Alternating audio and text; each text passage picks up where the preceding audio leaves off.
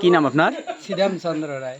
আপনি এই যে বাদ্যযন্ত্রটা সুন্দর করে বাজাচ্ছেন, আপনি কতদিন থেকে এই বাদ্যযন্ত্রের সঙ্গে সম্পৃক্ত বেশি আছেন? দিন নেই, 4-5 বছর। 4-5 বছর যাবত। অসাধারণ, খুব সুন্দর, ভালো লাগলো। ধন্যবাদ।